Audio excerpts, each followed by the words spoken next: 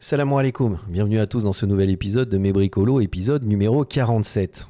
Donc ce matin, j'ouvre mon agence de design et puis, comme à mon habitude, je me prépare un petit café, j'allume mon ordinateur.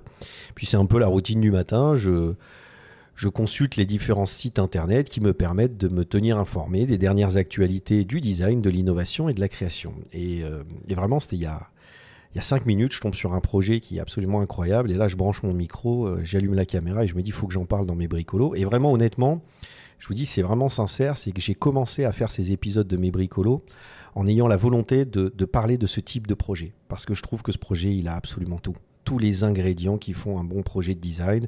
C'est intelligent, c'est bien pensé, c'est bien conçu. Enfin, il y a absolument tout. Donc, on va en parler et je vais vous le présenter. Donc, ce projet, je l'ai découvert sur Yanko Design. Donc, je vous dis, c'est l'avantage de Yanko Design, c'est vraiment un site internet qui fait la promotion de jeunes créateurs qui réfléchissent sur de nouveaux objets.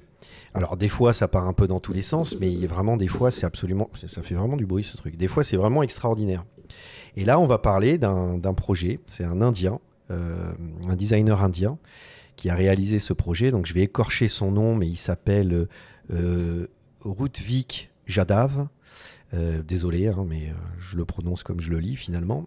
Et en fait, il a pensé des pinces à linge. Il a créé des pinces à linge.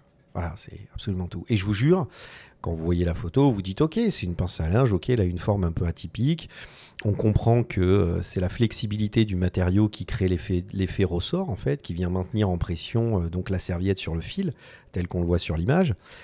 Mais c'est tout. Et c'est ça qui m'intéresse, c'est que tout d'un coup, quand je tombe là-dessus, je me dis, tiens, ok, on voit une différence, mais qu'est-ce qu'il a voulu raconter, où il veut en venir dans cet objet? Et c'est là où on commence à regarder un peu plus en détail. Donc, jeune designer indien, évidemment, mais qui a réalisé ce projet, c'est un projet personnel, c'est pas une commande, d'accord? Et c'est souvent ce que je dis quand quand des étudiants du design me disent, mais comment on peut se faire connaître dans le monde du design? Je dis, c'est en réalisant des produits, en créant des produits. C'est-à-dire que vous n'avez pas forcément de commandes, développez votre portfolio et créez vos propres produits, développez vos idées, en ayant le plus possible une démarche de design complète et totale qui passe de l'analyse, du concept, à la réalisation, la formalisation, puis après, si vous avez une imprimante 3D à disposition ou si vous travaillez avec des artisans, d'aller jusqu'au bout et de réaliser l'objet pour pouvoir le photographier et le montrer. Et là, on est vraiment dans l'exemple même de ce genre de projet, parce que Yanko Design l'a relayé, et puis moi j'en fais une vidéo, donc pour vous dire à quel point ce projet a fonctionné. Pourtant, c'est un projet qu'il a réalisé en 2 mois et c'est un projet personnel. Et puis, alors là, à mon avis, il va avoir des commandes et puis on va le contacter parce que c'est vraiment très très bien fait. Donc, c'était vraiment un petit aparté, mais c'était important de le signifier. Donc, on va voir en quoi cette pince à linge est absolument, pour moi, révolutionnaire et vraiment très intéressante. En tout cas, si elle n'est pas révolutionnaire, elle est absolument intéressante parce qu'elle est parfaitement réalisée. Donc, il a créé des petits gifs pour expliquer. Donc là, on voit l'objet. Donc on voit effectivement que ça a un bon maintien, que l'objet a été bien dessiné, qu'il a été bien conçu et qu'on joue sur la flexibilité du matériau. Alors, le premier élément qu'on remarque, c'est qu'en fait c'est un élément qui est plié. C'est-à-dire si vous regardez bien, ça suit une forme qui est continue et qu'en fait on joue sur la flexibilité du matériau, mais en fait comme il est plié, cette flexibilité se fait assez naturellement. Donc quand on arrive dans l'image d'après, évidemment on en déduit que cette pince à linge, en fait, est une pince à linge qui est fabriquée à plat. Alors là, tout d'un coup, ça devient très intéressant parce que si tout le monde a une pince à linge, il suffit que vous alliez la chercher maintenant, que vous la preniez dans les mains, vous allez voir que c'est assez compliqué. C'est-à-dire ce sont des moules d'injection, il y a beaucoup d'éléments parce qu'il faut que structurellement ce soit relativement solide. Alors il y a certaines pinces à linge qui sont monoblocs, monomatériaux, un peu comme celle-là, et qui sont moulées en jouant sur la flexibilité du matériau, mais la plupart des pinces à linge, c'est un espèce de ressort en métal qui est assemblé, donc ça demande, c'est pas fabriqué dans l'instant, ça demande une manipulation pour terminer l'objet. Là, ce qui est très intéressant, c'est que non seulement il est monobloc et monomatériaux, mais en plus il est plat. C'est-à-dire que même pour des questions de transport, de manipulation, c'est très facile. Donc vous l'avez plat, et puis après, pour qu'il devienne pince à linge et pour qu'il permette de jouer sur caractéristiques de la flexibilité de la matière prennent vie. Mais voilà, il suffit de le plier. Donc on voit qu'il y a des rainures qui ont été faites et qui ont été prévues pour que le pliage se fasse facilement. Et qu'on a quand même une belle épaisseur au niveau du centre pour que la flexibilité soit suffisante pour maintenir vos habits vos vêtements, pardon, sur la corde à linge. Vous voyez ce que je veux dire? Donc on voit la manipulation, on se dit ah là quand même ça devient très intéressant parce que le fait que l'objet passe du 2D au 3D, c'est super intéressant. D'accord? Et donc on voit que finalement cette flexibilité fonctionne bien. En plus on voit que même dans le design il a vraiment bien pensé l'objet parce qu'il a même travaillé sur un élément de pression qui permet de maintenir la pince à linge sur le câble, de bien générer une pression sur le vêtement qui est accroché et aussi de créer comme un clip qui vient garantir une certaine forme de maintien au niveau de la ficelle. Vous voyez ce que je veux dire? Donc tout est parfaitement pensé dans cet objet. Et là, ce qui est intéressant, c'est qu'on découvre son processus. Donc on voit un peu les différentes étapes parce que c'est un projet qui a été réalisé en 2 mois. Donc on voit son travail de dessin. Donc on remarque qu'en fait, c'était absolument pas l'idée de départ. Parce que quand on voit l'objet, en fait, on se rend compte qu'il était vraiment parti sur une idée plutôt d'un objet imprimé en 3D ou injecté qui joue effectivement sur la flexibilité de la matière, mais il n'avait absolument pas pensé à l'objet en 2D qu'on vient plier et qui après vient créer cette flexibilité, cet effet ressort. Et on le voit vraiment, c'est-à-dire que dans cet objet, il jouait plus. Alors lui, c'était vraiment le thème de départ, c'est monobloc, monomatériaux. Mais pour le coup, un objet comme celui-là, j'en aurais pas parlé dans mes bricolos. Et c'est là où ça devient intéressant. Et c'est là aussi où l'outil de l'impression 3D devient très intéressant parce que c'est là où on vient tester. Et si vous regardez, là, on est sur une forme de pince à linge traditionnelle et on voit qu'il a commencé à expérimenter des différents types de formes, qu'il a commencé à développer différents types de concepts et ça a été dans la recherche et la manipulation qu'il est passé d'un objet assez classique qu'on voit là sur la partie gauche à un objet beaucoup plus complexe et beaucoup plus intelligent qu'on voit sur la partie droite.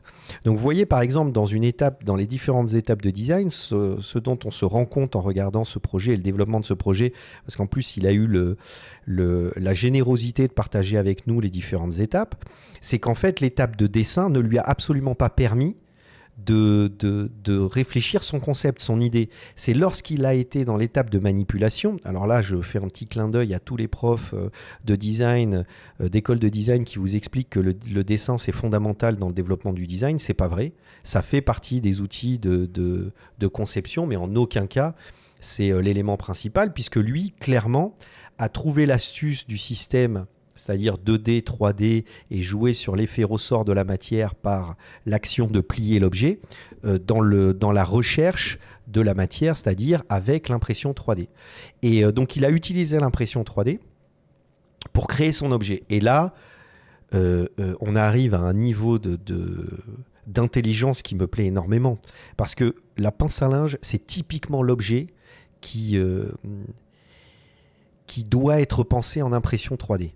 Parce que acheter des pinces à linge, on en consomme beaucoup, comme elles restent au soleil, ou en tout cas aux intempéries extérieures, elles ont tendance à s'abîmer très vite et à casser très vite.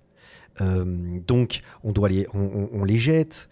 C'est vraiment typiquement l'objet dans lequel l'action, c'est-à-dire avoir une réflexion écologique et une action intelligente de développer un objet en impression 3D en utilisant des bioplastiques ou des matériaux recyclés. Donc on est vraiment sur du local, vous n'imprimez que ce dont vous avez besoin. Vous avez à disposition une unité de fabrication dans votre maison qui vous permet de fabriquer vos pinces à linge. En plus, vu que c'est du 2D, ça s'imprime extrêmement facilement. Enfin, tout est absolument pensé et donc on voit vraiment l'objet final et on se dit à quel point cet objet est intéressant parce qu'il répond absolument à toutes les contraintes. Et alors, il y a un élément supplémentaire que je trouve très intéressant, c'est que pour jouer sur la flexibilité, il a été obligé de structurer sa matière. C'est comme ça, alors ça, après, vous pouvez l'étudier. Mais en gros, c'est comme un peu dans l'automobile. Pour faire en sorte que la carrosserie ait un bon maintien, on structure la carrosserie. Et là, on le voit très clairement, il a structuré son objet pour lui donner encore plus de résistance et pour faire en sorte que la flexibilité soit encore plus importante. Et ça évite, en faisant ce genre d'astuces, ça évite de créer des objets qui sont trop épais, qui ont une épaisseur trop importante. Mais en plus, ce qui est très intéressant, c'est qu'au niveau du maintien, c'est-à-dire au niveau des doigts et lorsqu'on cherche à plier l'objet, on a un parfait maintien parce que ça crée un grip supplémentaire. Vous voyez ce que je veux dire? Donc voilà, c'était important pour moi de parler de ce projet parce que je trouve qu'il contient absolument tout. On utilise on travaille sur un objet qu'on utilise au quotidien, que tout le monde utilise, mais c'est toujours galère, on en perd, il s'abîme vite, on doit en racheter, généralement on en achète plus que ce dont on a besoin. Enfin bon, c'est vraiment d'une galère pas possible. L'objet en lui-même, quand on a quelques notions de fabrication, on se rend compte assez vite qu'il consomme beaucoup de matière, qu'il est compliqué à fabriquer, qu'il utilise différentes choses parce qu'on est obligé d'avoir une petite tige en métal qui vient jouer le ressort, c'est ce qui nous permet d'avoir un meilleur maintien. Les pinces à linge qui sont qu'en plastique, elles ne font que péter, donc c'est pas franchement l'astuce. Et là, on se retrouve devant un objet qui est parfaitement pensé, imprimé en 3D, avec des bioplastiques ou des matériaux recyclés, qu'on peut fabriquer très facilement parce qu'il est en 2D, on peut facilement le ranger, on imprime ce dont on a besoin, on joue sur la flexibilité de la matière, on le monte très facilement. Il y a tout. Et alors, le fait de travailler ça sur des pinces à linge, je trouve ça encore plus extraordinaire parce que c'est le genre de produit, on n'y pense pas forcément. Donc, ce jeune designer indien qui, en 2 mois, a travaillé sur ce projet personnel et l'a développé, c'est d'une intelligence absolument incroyable. Et c'est vraiment pour ces projets-là que j'ai voulu faire et que j'ai commencé à produire ces épisodes de Mes Bricolos. Parce qu'il faut vraiment comprendre que, en fait, ce que j'essaye de faire avec ces épisodes, c'est vous de montrer les différentes étapes du design et où se situe l'intelligence d'une démarche de design. Et souvent, c'est vrai que quand on pense design, on pense voiture, téléphone, parce que ce sont des objets complexes, c'est des objets qui ont beaucoup de caractéristiques techniques, etc. Donc, on se dit c'est technologie, etc. Ou alors, à ce moment-là, on va sur des objets de style. Vous voyez, complètement avec des formes très dessinées et tout ça.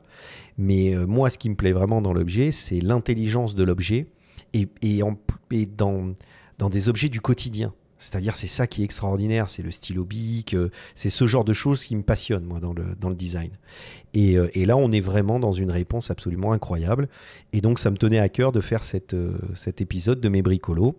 Et puis voilà, donc j'espère que ça vous a plu. Laissez vos commentaires sur le projet. Qu'est-ce que vous en pensez d'un projet comme celui-là? Est-ce que vous le trouvez intéressant? Par exemple, la grande question que je me pose, c'est comment développer commercialement un projet comme celui-là? Parce que s'il est imprimé en 3D, on achète le modèle virtuel et puis on l'imprime chez soi. Enfin, il y a plein de possibilités. C'est peut-être même intéressant de se poser la question sur un nouveau modèle économique et commercial, parce que là, c'est le type d'objet qui pourrait le permettre. En tout cas, voilà. Donc, laissez vos commentaires, likez, partagez cette vidéo et puis on se retrouve très bientôt pour les derniers épisodes de la saison 1 de Mes Bricolos. Pslama à tous et passez une très belle journée. Bye.